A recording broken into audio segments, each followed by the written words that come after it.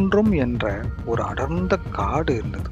அந்த காட்டுல திடீர்னு பார்த்தா மின் வெளிச்சத்தோட நடுங்கியது. அங்கிருந்த ஒரு பழங்கால கோயில் நிலத்துல புதைந்து இருந்தது.